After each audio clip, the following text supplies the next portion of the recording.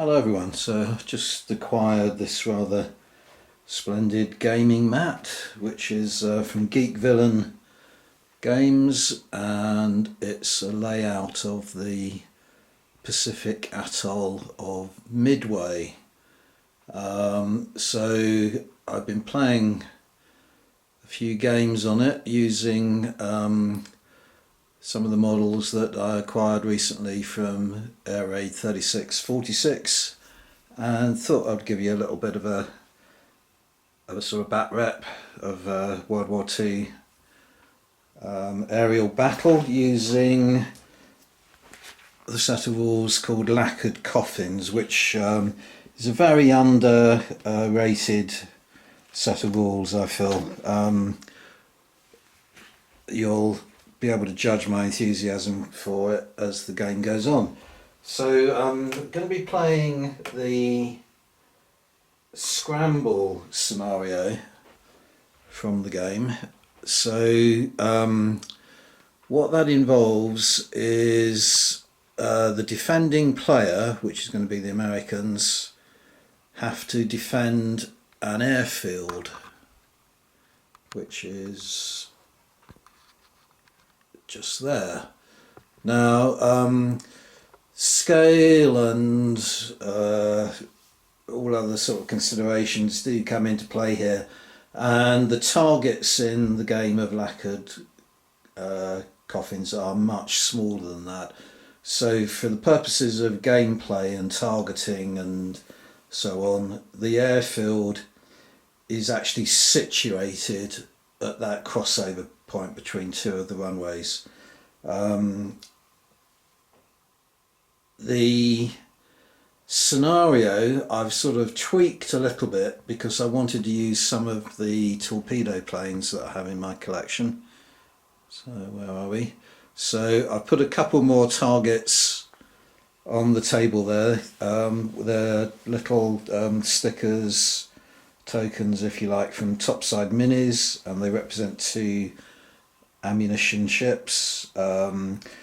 They're not too far off the scale of the map. I've looked on Google Maps, and judging by the gauges on Google Maps, I reckon this playing mat is about 1/4000th scale, and the models are 1/3000th.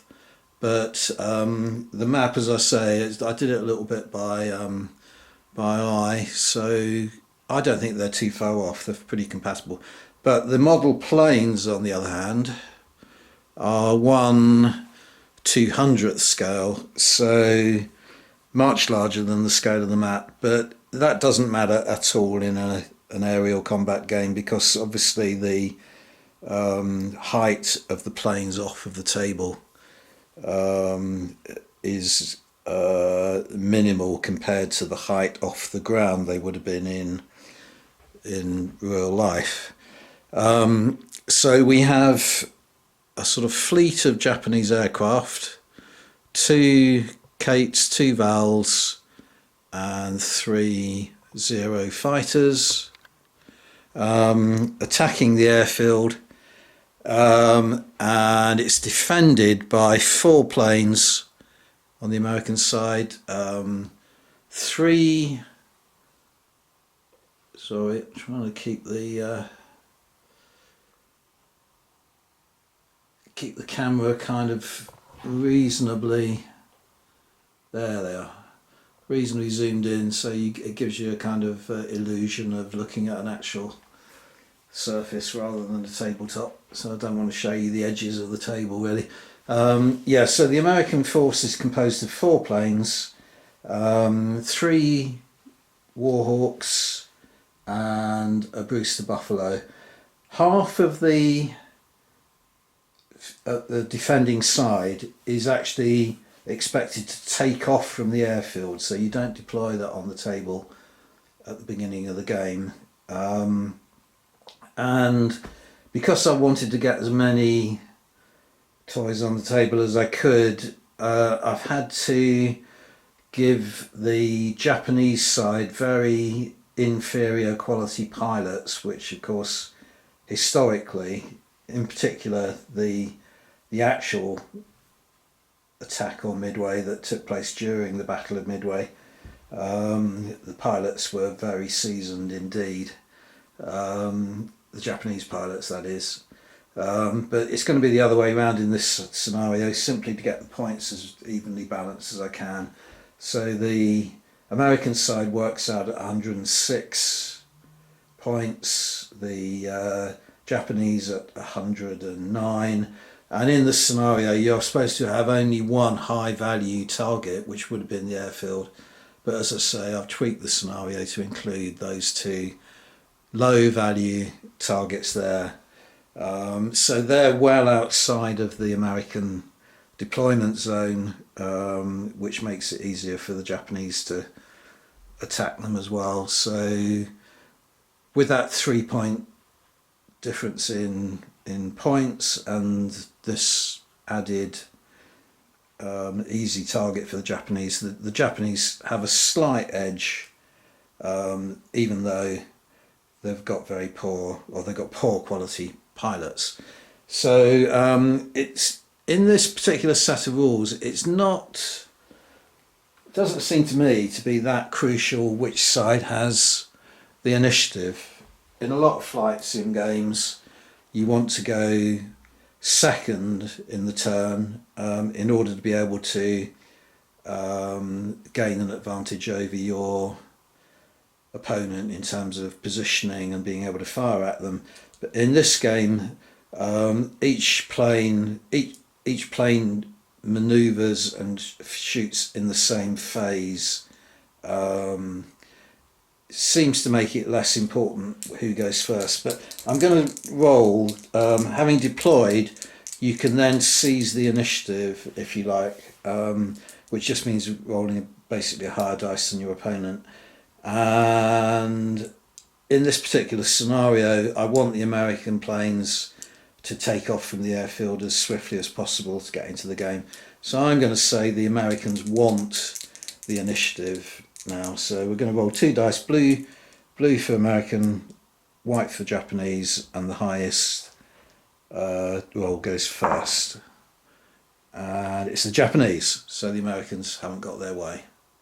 Okay, so the game will last a minimum of 6 turns. After the 6th turn, you begin to roll a d6, and it gets progressively easier more likely that the game is going to end. But in the first turn, it's pretty straightforward and not much to do. Each plane starts at an altitude of 3 and a speed of 3. They're just random numbers. They don't relate specifically to a specific type of height or speed. They're just banding for the sake of gameplay. So I am going to you have to move double the speed in inches in a straight direction to begin with. That is your mandatory move.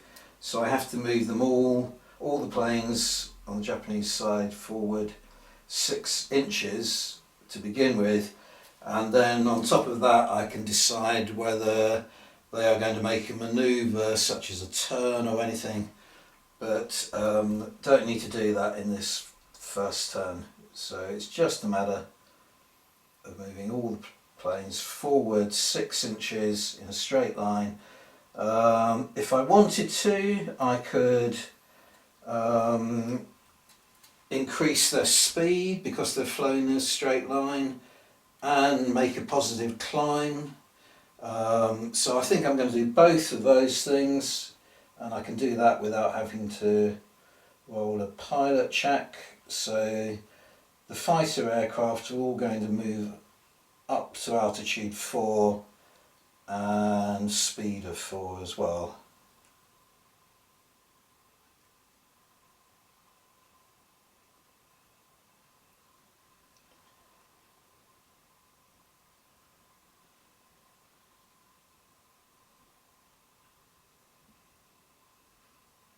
Okay, and then in the case of the vowels, I'm going to do the same thing, move them up to 6 inches, or rather a minimum of 6 inches, but then make them do a positive climb, so they climb to altitude 4 and speed of 4. Now the vowels and the cates are slow aircraft, so 4 is their maximum speed. If they travel at a faster speed than that, which is possible if they lose height suddenly for some reason or another, then they're at risk of taking damage to the aircraft.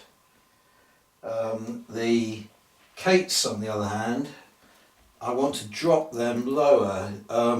It's not actually specified in the rules, but it seems to make sense to me that if they're going to make a torpedo attack, they should be at a low level. In the rules it says they follow the same rules as bombers, and bombers can bomb from a height of 4.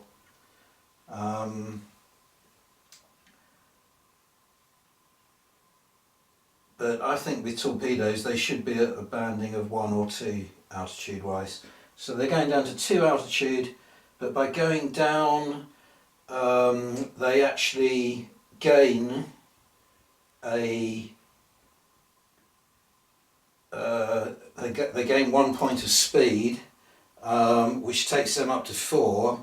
So I think I'm going to tell them to kill the throttle so that they preserve their speed of 3. So they are now at altitude 2 and speed of 3. And I think all of those things you can do without having to roll pilot checks. It's only the more complicated manoeuvres that you have to roll a pilot check for. They're all pretty simple manoeuvres.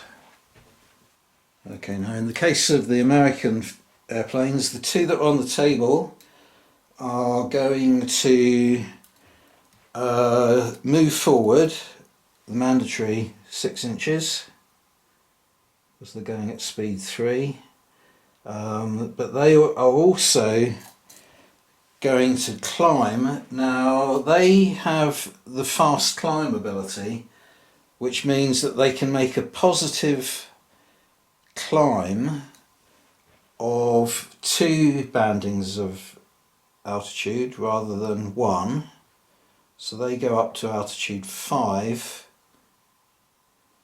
while still increasing their speed, so they go up from 3 to 4, and they're also fast aircraft, which means they can go up to a speed of 7. Most planes are limited to a speed of 6. So they move just forward in a straight line, which allows them to make a positive climb. And then it's just the other 2 planes which have to take off from the airfield now.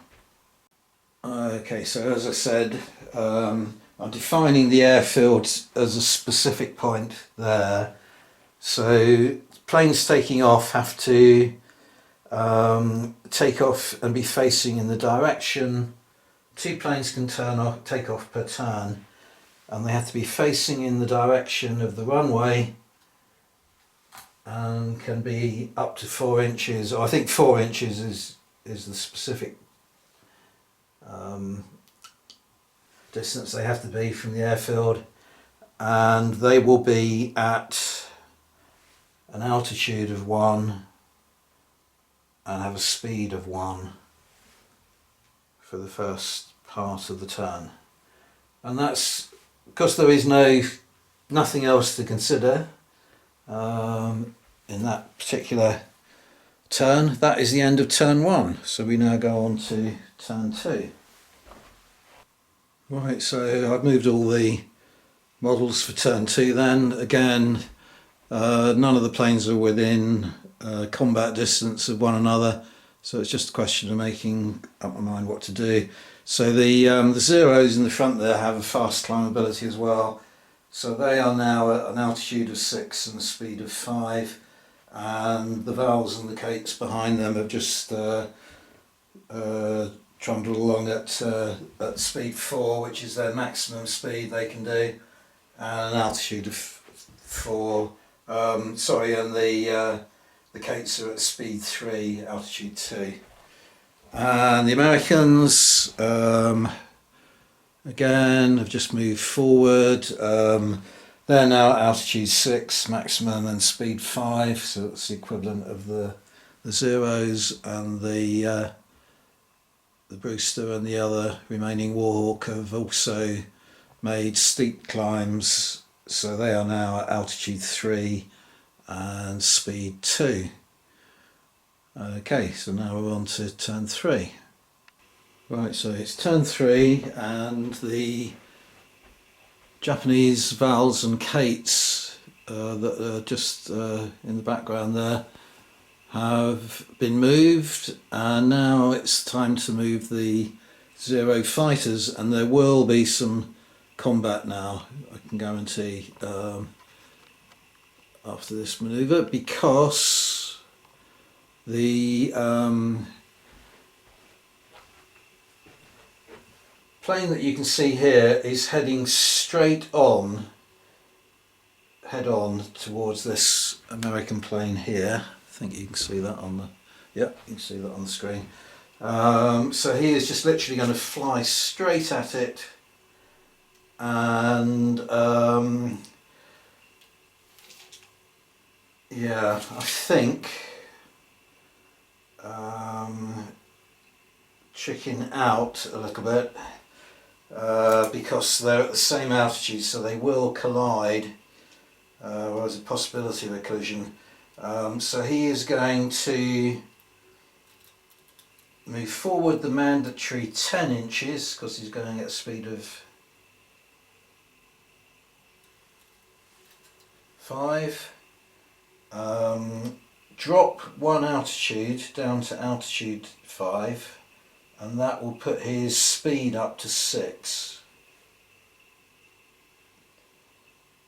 because he gains speed as he drops, but he's still allowed now to fire at this plane, because you can fire it with fixed forward guns. You can fire at a target that is on your level or 1 level above or below, but the difference in speed does become a factor in the to hit calculation. So he is going to kill the throttle so that he goes back down to a speed of 5, and that puts him on the same speed as his target. Right now, because the Zero made a shallow dive, it does now mean in order to be able to be allowed to fire at his target, he has to make a pilot check. If he'd just flown straight on at him, it actually would have been unnecessary to take a pilot check. So he's got to roll 2d6 and score 6 or better, but because he is a poor quality pilot, he deducts 1 from the dice roll.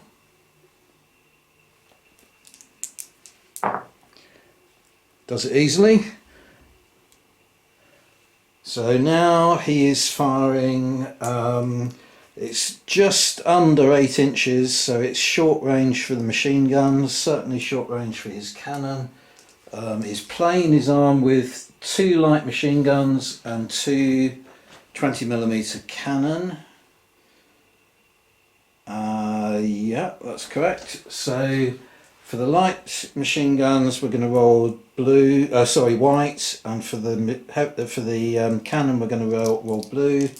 The cannon get +1 because they are cannon, and the light machine guns get -1 to the damage roll because they are light machine guns. There is also other factors to take into consideration. Because they're attacking head on, they get -1 to the roll, so that means that the light machine guns are now on -2, and the cannon on 0.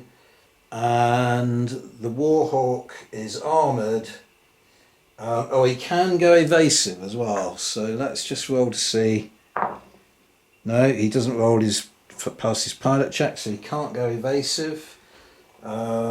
So it is -1, 2, 3 to the light machine guns, which means they can't do any damage, so there's no point in rolling for them. And -2 to the cannon. So they need 6s because you need minimum of 4 to do any damage. So two dice needing 6s. No, so no hits. Okay, so now I've moved these other 2 zeros up. Because they're not flying directly at the Warhawk, they've maintained their altitude, but they've both had to make slight turns in order to line up their guns with the target, and that means that they will have to roll for pilot checks to see if they can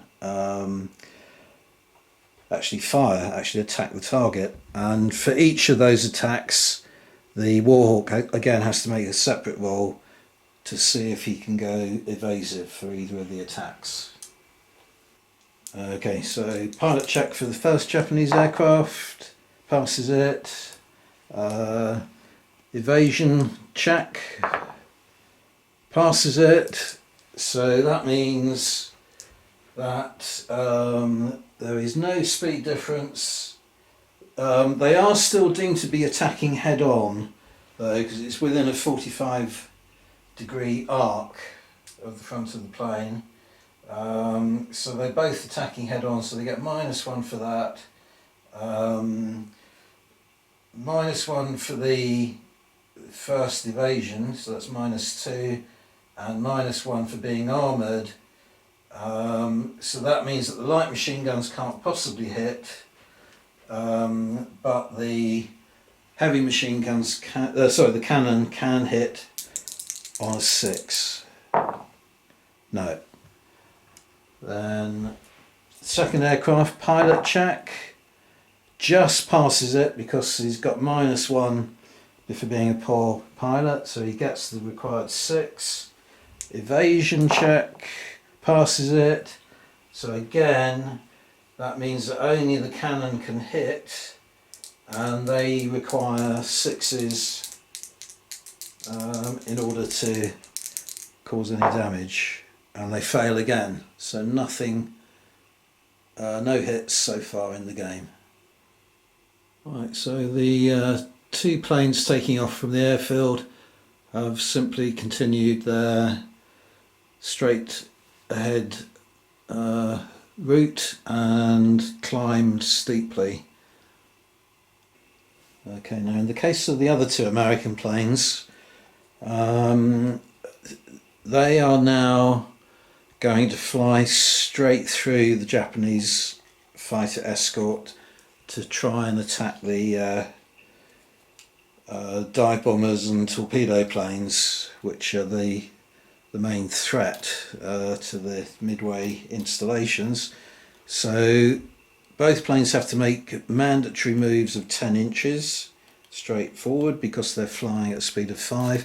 In the case of this plane here, it can fly through this base of this plane now because they are at different altitudes.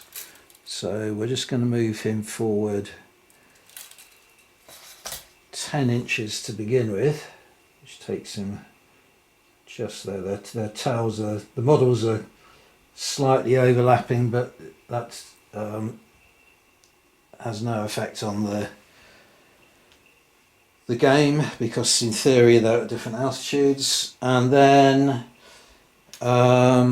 he is going to line up, so you turn using a protractor. So he is now going to make a very slight turn that way so that he is lined up with the leading Kate. And because he didn't move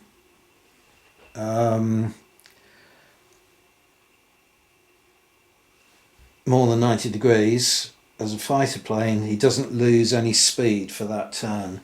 But what he will have to do is roll a pilot check now to ensure that he can fire at the target. Okay, so his average pilot, so needs 6 and he scores 10. So he's done it. In the case of the Japanese plane though, they are poor pilot quality, and that means that they don't have the ability to go evasive. So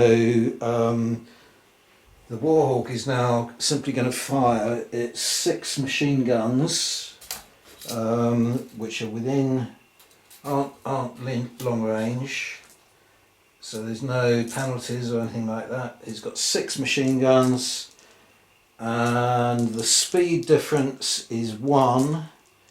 I think I'm going to say it is head on. So that is -2 off the dice, and that is all. So I need 6s again to hit. And I've scored 1 6, which goes down to a 4, and that is aircraft damaged.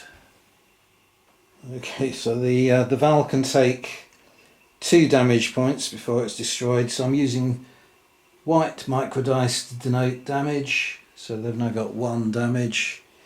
And then in the case of the other Warhawk, again it has to make a 10-inch move directly forward, which takes it to there, and then I think I'm going to say it needs to turn very slightly to attack that lead aircraft.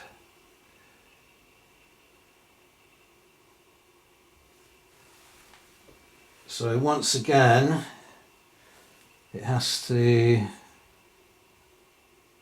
do a pilot check to see if it can turn and fire, and it can. So again, 6 machine guns. The range is, yeah, I think I'm going to say that is long range. It's just outside of 8 inches. And there is a 1 point speed difference. If I thought about it, I'm not going to do it now, but I could have killed the throttle slightly so that the 2 speeds were identical, but I didn't. So it's -1 for the speed difference, -1 for attacking head on, and the target can't go evasive, but it is long range. So -3 means that it needs more than 6 to hit. So what I should have done was drop that, killed the throttle. I'm going to penalise myself because I didn't think of it, but that would have meant that it would have been 6s to hit, but I'm not going to allow myself to do that. We're into turn 4 now. I've moved the the dive bombers and the torpedo planes forward. This lead torpedo plane is just turned slightly to line up, ready for a torpedo run on this ship here, but it's not quite in range yet. And this zero here, I've moved its mandatory. I haven't moved either of these 2 zeros yet. This one I've moved forward its mandatory move, but I now want to somehow try and make use of its nimble ability to be able to turn around 180 degrees and try and fire at this plane here. So turning is done using a protractor, and this plane is currently undamaged, which means as a fighter plane, for every 90-degree turn it loses 1 speed. So that is 1, and that is 2. That means it goes down from speed of 5 to a speed of 3. I can find it on the dice face. There we are. Now it has a nimble ability, the 0, which means it can now, if it turns more than 90 degrees from its final position, it is allowed to just pivot on the spot.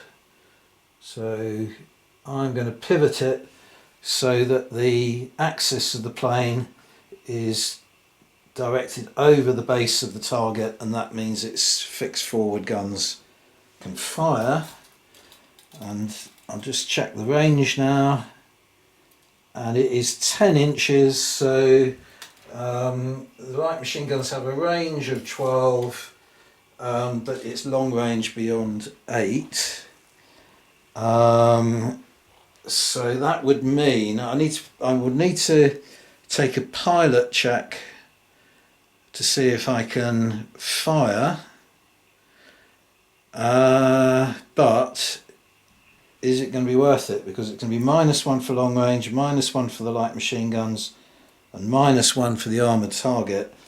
So I'm not even going to bother to try and fire, because if I do and fail, then I think I lose. Yeah, I will lose 1 speed and 1 altitude. So there's no point in risking that if I'm not going to have a successful shot. And then presumably the other 2 planes are going to face the same dilemma. So I might see if I can get them within target distance of these 2 planes here. The Brewster Buffalo in particular, because that isn't armoured. Right, so this plane here has moved forward, turned, not 90 degrees, so it didn't lose any speed for that, but it did kill its throttle in order to get down to a speed of 4, so that it's closer to the Brewster Buffalo's speed of 3.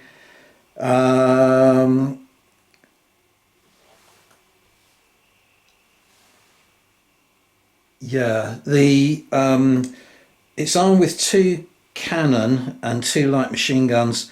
The light machine guns haven't got any chance of hitting the Brewster Buffalo, whereas the cannon potentially have.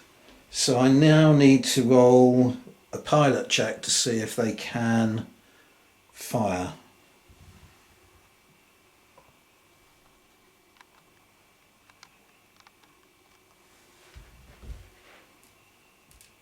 So this is -1 to the roll, and they pass. So now the Brewster Buffalo can try and go evasive, and it just passes. Yeah, 7 is enough. So it's cannon firing, which is +1. It's not short range because it's within 12, which is the deciding distance for cannon. But there is 1 speed difference, so that is -1. It's still attacking head on just because it's within a 45-degree arc of the target nose, so that's -2. And the target has gone evasive is -3. Yeah, so it's not going to be able to hit. So going evasive was the saving factor for the target there. And the other 0 has made exactly the same manoeuvre. So same arithmetic comes into it. It has to pass a pilot check. If it succeeds but the Brewster goes evasive, then it can't possibly hit even with its cannon. Pilot check first of all then, and it fails. So that means that this plane loses 1 altitude, so it goes down to 5, and 1 speed, so it goes down to 3. And that is all the Japanese manoeuvring now, so it's up to the Americans. Right, well, the Brewster Buffalo has moved first of all. It's simply moved forward and turned slightly and the 0 is right in its sights there. So I have to roll a pilot check because it did turn, just to make sure that it can fire at that target.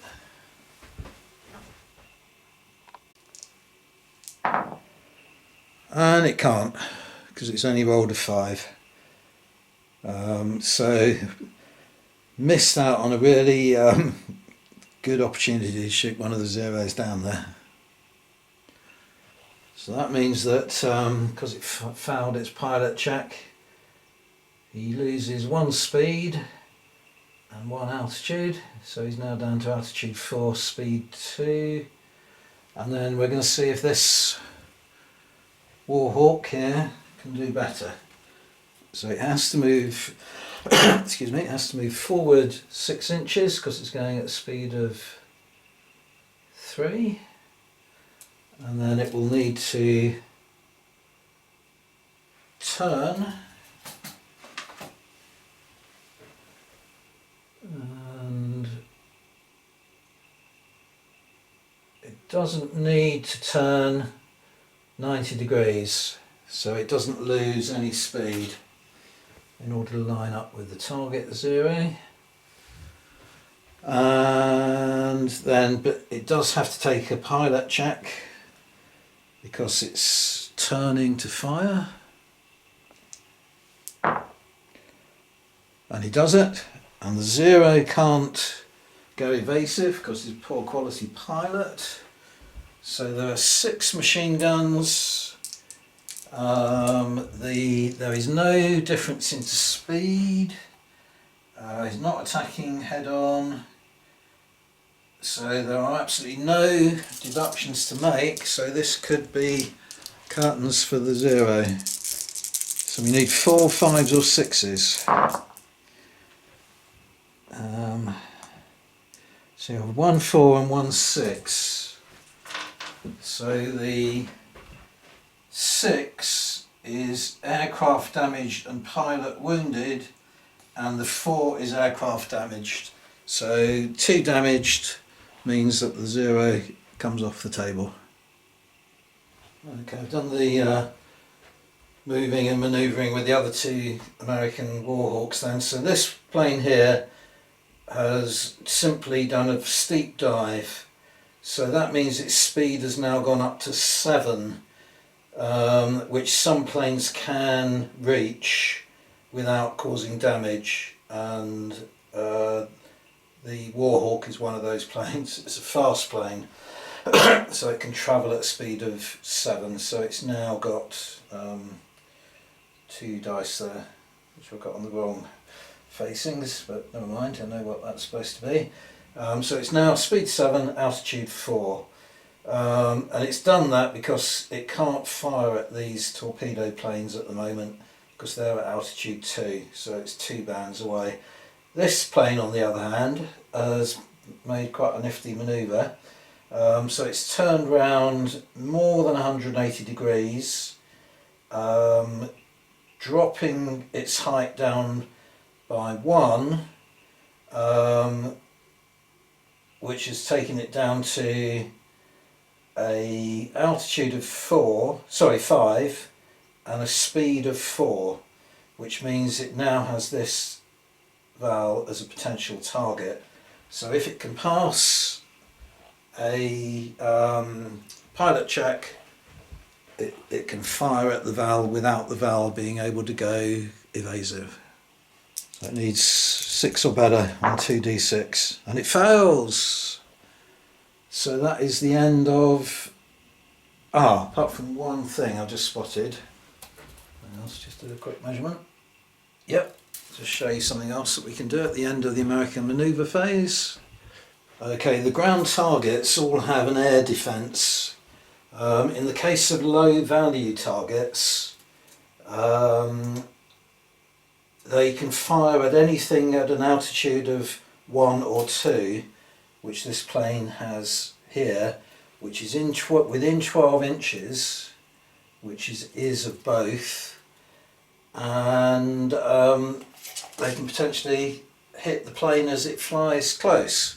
So both those ships can roll a dice, a d6, and if they roll a 1, the plane, the target, is hit by anti-aircraft fire. So 2 dice needing a 1. No. Turn 5, the 2 Val bombers there have simply moved closer to the airfield, but over here I've just moved the first of the 2 Kates, and that one is now within torpedo attack range of the vessel in front of it. So all it needs to do is pass a pilot check successfully in order to launch a torpedo and hit the target. So poor pilot, so it's -1 to the dice roll, and it rolls 8, so that's down to 7, so that's a success. So now the torpedoes add +2 to the damage roll, so it's just a single torpedo. So we roll a dice first of all, 4, add 2 to that, takes it up to 6, which means that it's critical damage, so the anti-aircraft defence on the target is destroyed. Now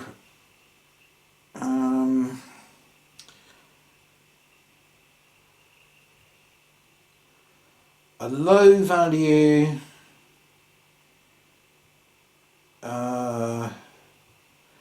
target such as that ship has 2 damage points. So each time a naval vessel takes significant damage, it loses 1 damage point. Each time a vessel takes critical damage, it loses 2 damage points. So in other words, we've sunk that vessel. So just to keep score, because you top these things up at the end of the game to determine victory points, I'll put 2 flame markers on there to denote that I've inflicted 2 damage points on a target. And then the other Kate has moved up, turned, so it's now within torpedo attack distance of the other ship there. So we go through the same process again. So it needs to take a pilot check first of all, and just got it, 7 -1 for the poor quality, takes it to 6, so it's rolling 1 dice, adding 2, that's not so good, so it's only scored 3, and that is significant damage, defence weakened. Any lower and it would have been no effect, superficial damage. So it loses 1 damage point.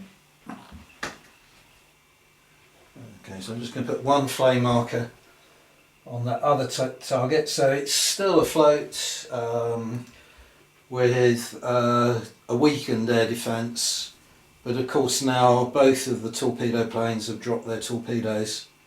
So unless I turn the valves around to try and bomb them, which I'm not going to do, I'm going to try and hit the principal target, which is the airfield. So now I've got to move the 2 remaining Japanese fighter planes.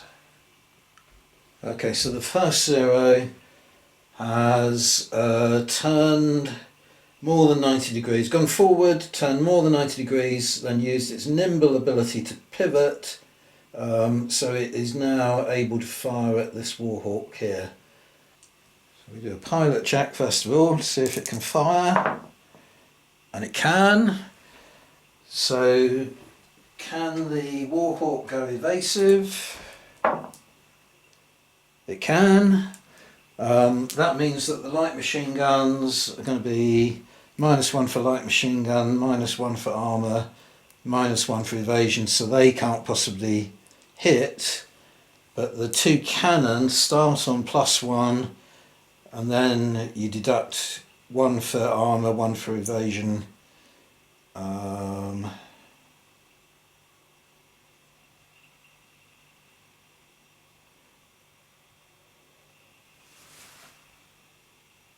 So it's only -2. So yeah, so the cannon can hit on 6s. No, 2 misses.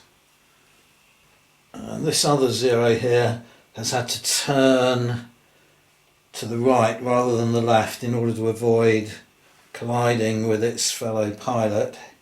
But it has been able to use its nimble ability. It lost quite a lot of speed turning, and it also killed the throttle and dropped 1 altitude band, so it is now the same speed as the Brewster Buffalo and 1 band higher than it, so it can fire at it, and it's just within 8 inches. Just within 8 inches, so it's not long range. So if it passes a pilot check, it should be able to inflict some damage on the target. Just rolls a 7, so that comes down to 6, so it's just passed. Okay, so the 2 light machine guns. Oh yeah, does the Brewster Buffalo go evasive? Yes. So I don't think the light machine guns will going to be able to hit. -1 for light machine gun, -1 for evasion. Oh, but the Brewster Buffalo isn't armoured, so it's only -2. Yeah, I don't think there's any other factors. So 2 light machine guns, possibly hitting on a 6. No. And then there are 2 cannons. They start off on +1.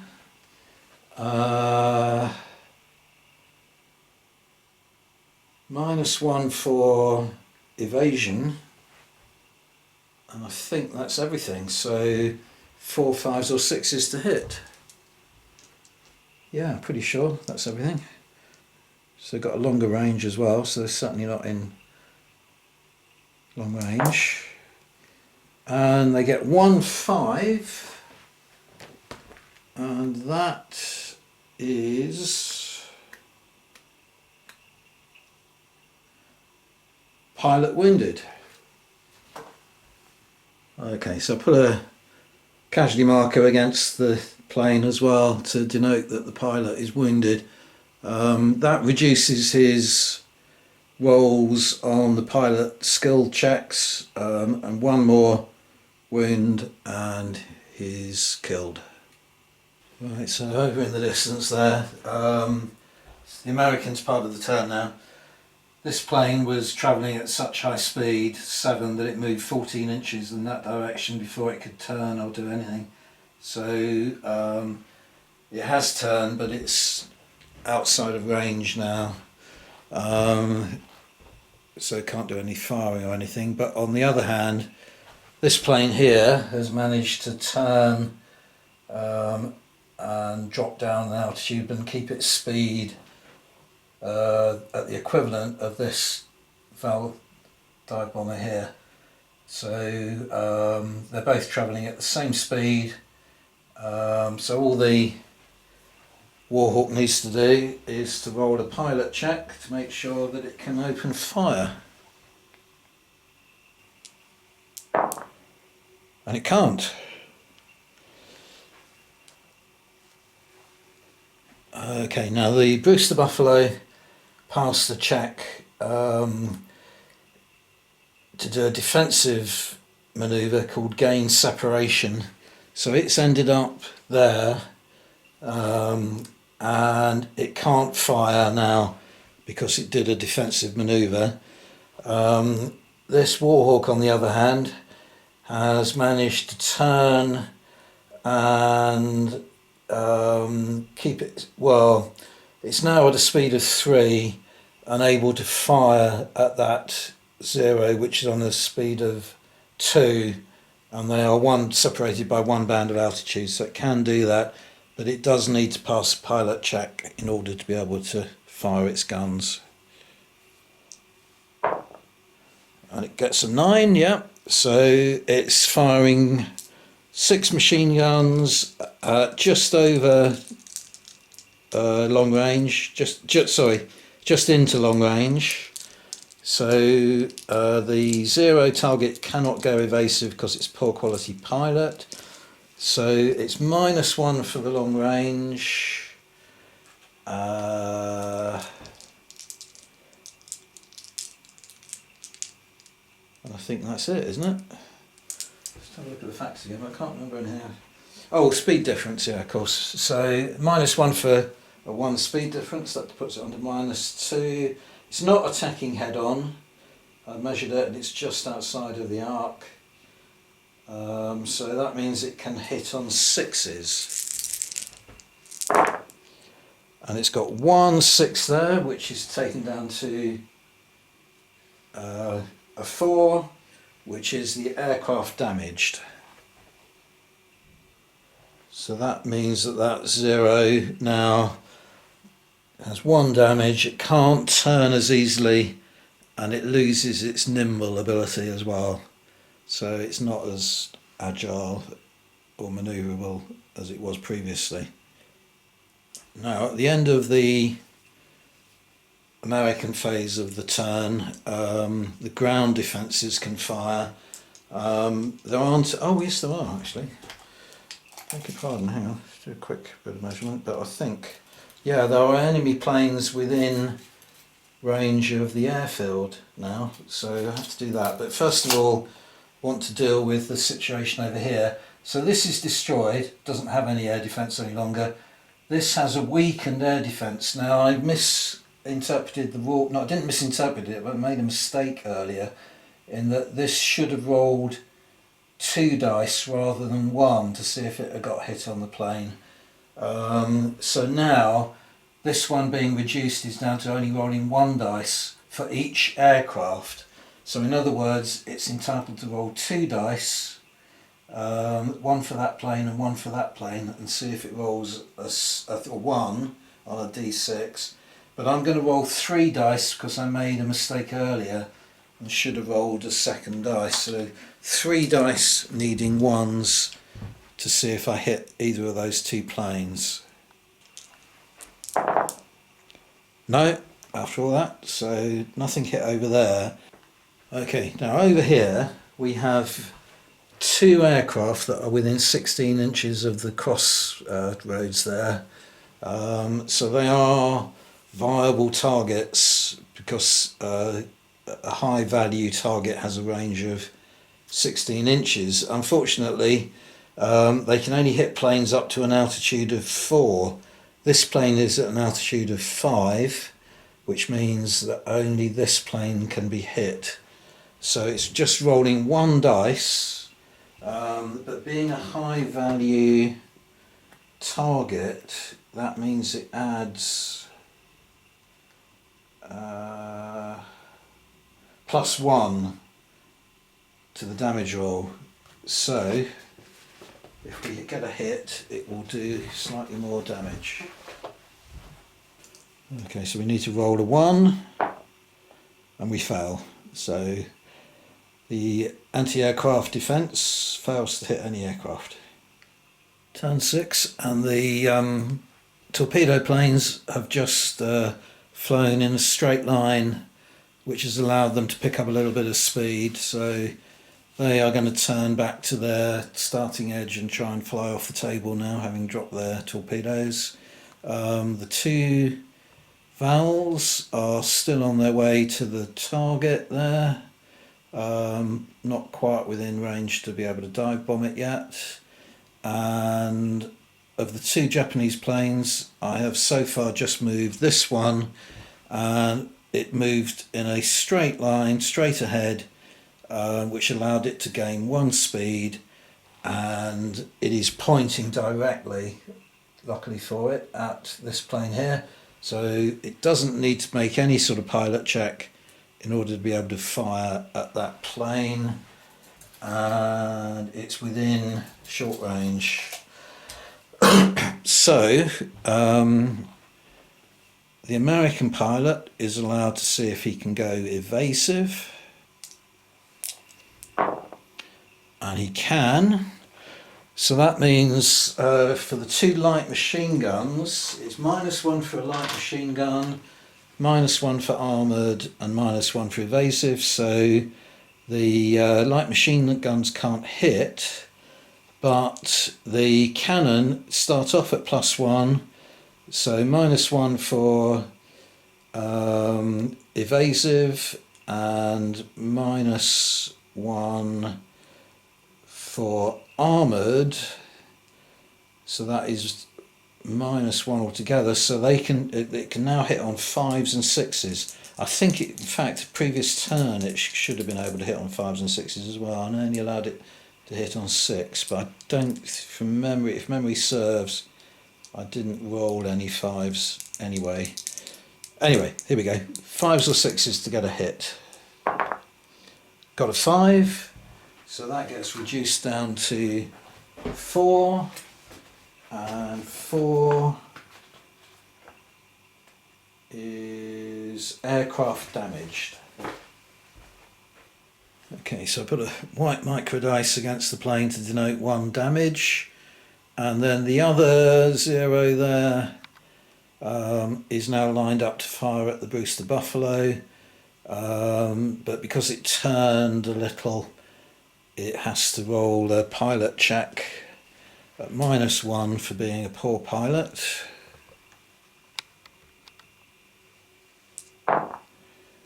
And yeah, 7 goes down to 6, so it's just done it. So can the Brewster go evasive? It's now on -1 to the pilot check for being wounded, and he fails. So that could have been decisive there. So if you take the light machine guns to begin with, it's -1 for light machine gun, and that is it, because it's not an armoured plane or anything like that. So the light machine guns are hitting on 5s or 6s. They've got 1 6 there. So that gets reduced down to 5, and 5 means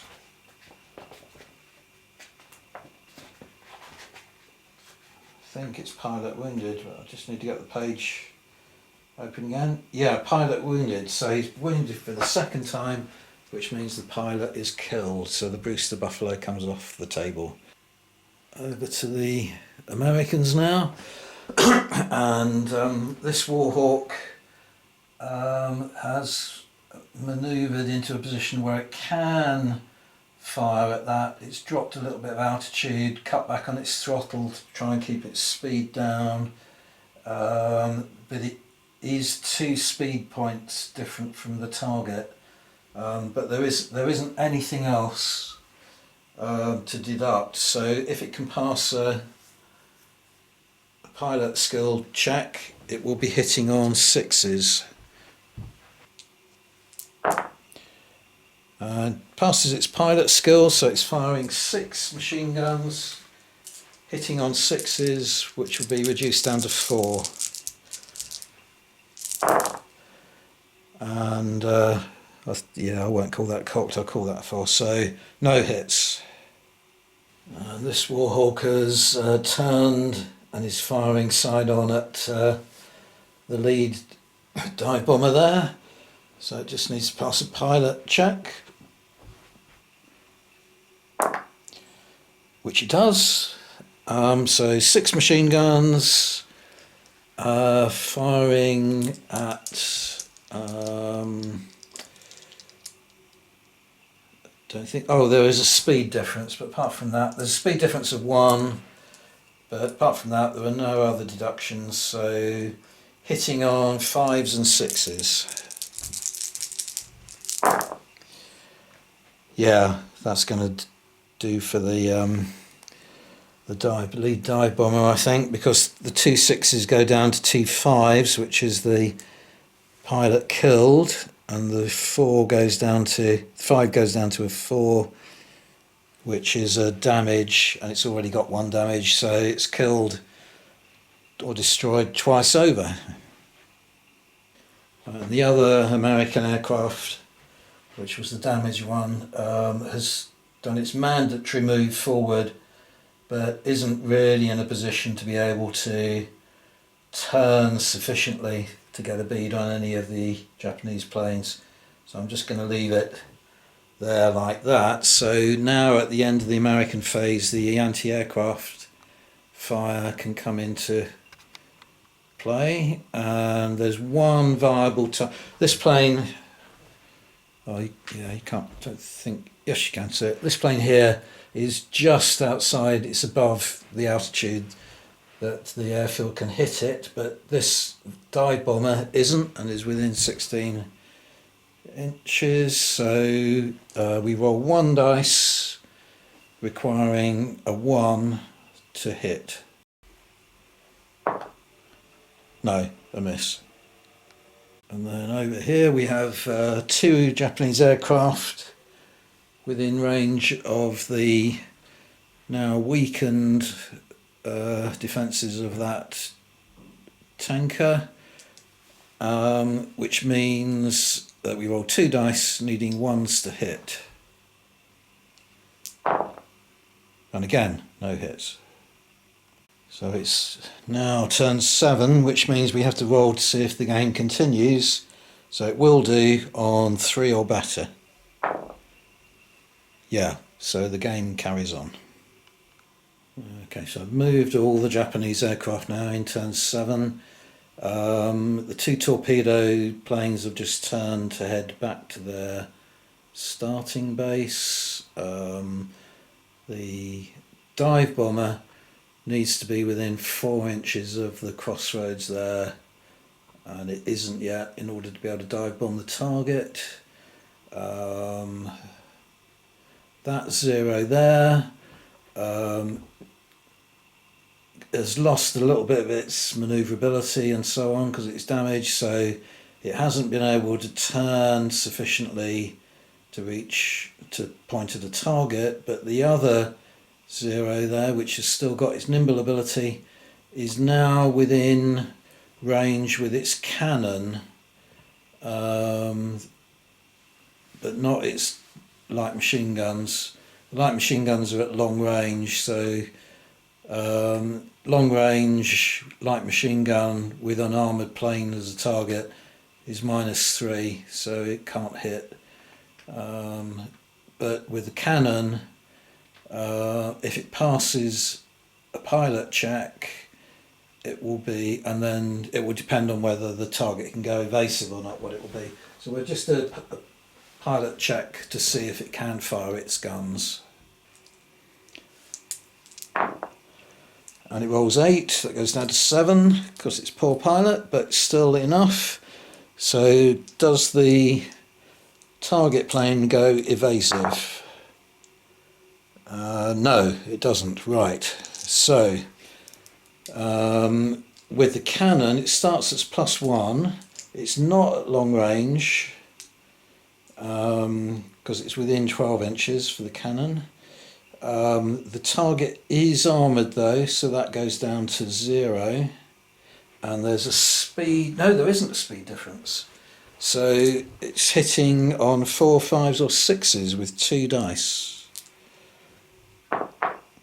And it gets a 6. And the 6 is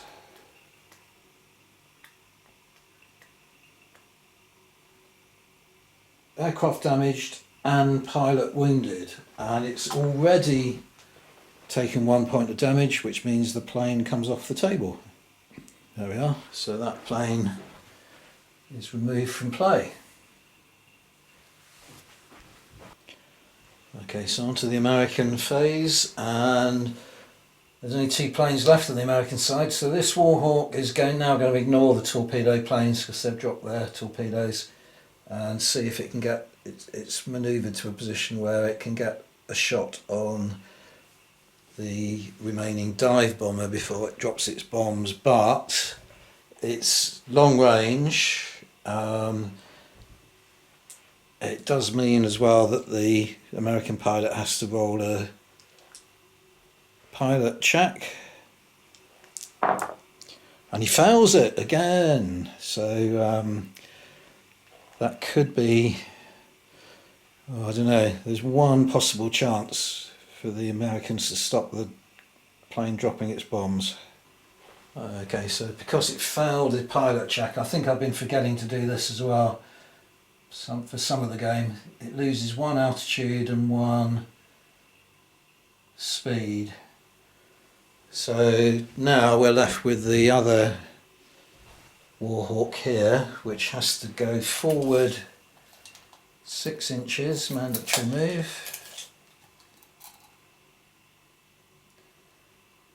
and then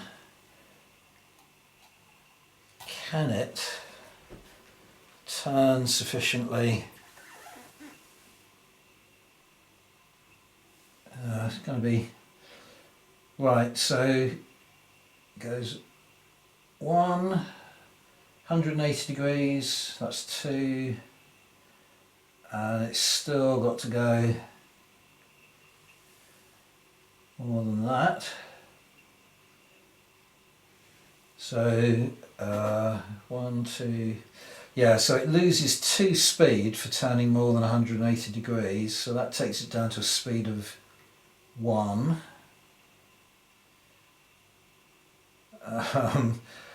It can drop 1 altitude band, which puts it back up to a speed of 2.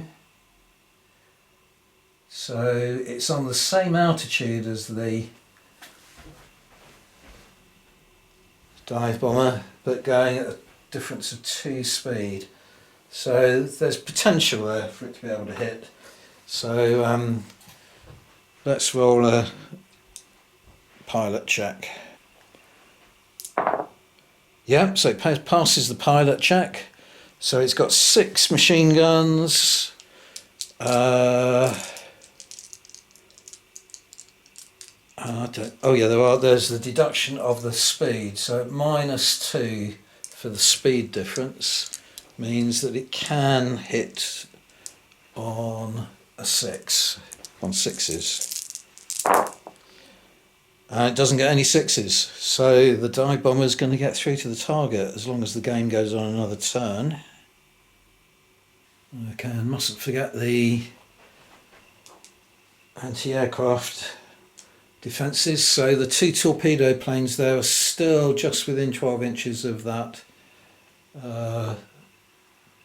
ammunition ship there. So the ship rolls 2 dice, and a 1 on either dice means that the planes have been hit. One of the planes has been hit. So we'll do the lead plane first of all, and it's hit, and the follow-up plane, no. So just checking the book what happens now. Right, so yeah, so you just roll on the damage table now. There's no modifiers for the low value target. So it rolls a 5, which is the pilot is wounded. Right, this could be interesting then. So the airfield is going to fire anti-aircraft defence against the dive bomber. It's probably the last chance to stop it getting through. So it's 1 dice, needing a 1 to hit. 2, no. So that is the end of turn 7. So does the game go on into turn 8? So I think we need to roll, yeah, 4 plus. No, that's it, the game is over. So just gonna tot up the score and give you a little summary. Right, so at the end of the game you have to tot up the value in points of any of the planes that are left on the table. So the owning player scores those points, but you do have to roll. Any damaged aircraft have to pass a pilot skill check in order to make sure that they land the plane when they get back to their base or to the aircraft carrier. And this plane was the only one that was damaged, and that passed its pilot skill check. But I thought it made sense. It doesn't actually say, but surely if the pilot is wounded, you should check as well. Because normally damage to a plane affects its manoeuvrability. It doesn't affect the pilot skill checks. It would stop the plane turning more tightly, or being nimble, that kind of thing. Whereas a pilot who's wounded does lose a certain amount of skill. So in short, I rolled for this torpedo plane over here where the pilot was wounded in the last bit of anti-aircraft fire, and he failed. So I'm not counting that in the Japanese score. And I think that makes sense to me to do it that way, although it's not actually specified in the rules. But even so, the Japanese won the game because they had also scored 9 points for the 3 damage points that they inflicted on the ships there. So the Japanese had a grand total of 72 points, whereas the Americans only had a total of 48. So even if you take away the 9, that would take it down to 63. It would still be within over 10 points, so that makes it a Japanese victory. The reason I say that is that these targets here were outside of the American deployment zone, so they were easier to reach. So yeah, that was a good game. It was a shame that the Japanese dive bomber never quite got over the airfield to drop its bombs. That would have been a little bit of added excitement. But I think these are very good rules indeed. I've enjoyed learning and playing Air Raid 3646, which is the last set of rules I purchased that I've given you a little gameplay and discussion on recently. But this game has a lot more sophistication in it, in terms of, in particular, plane altitudes and the relative speeds of the planes, and it still manages to do it in a very simple and quick and easy way to understand. So I think the Lacquered Coffins, to my mind, is a better set of rules, but that's not to denigrate Air Raid 3646 too much. I have got plans to play some campaign games using a variety of mats that I've been acquiring, and so on. So I might, for different scenarios and so on, I'll probably use different the various rule sets for that. And also it's been great fun playing on this brand new mat that I've just got, which I think is absolutely lovely. As I say, can be acquired from Geek Villains. So hope you've enjoyed that. Thank you very much for watching, and more videos to come on aerial combat and other subjects as well. So see you then. Bye for now.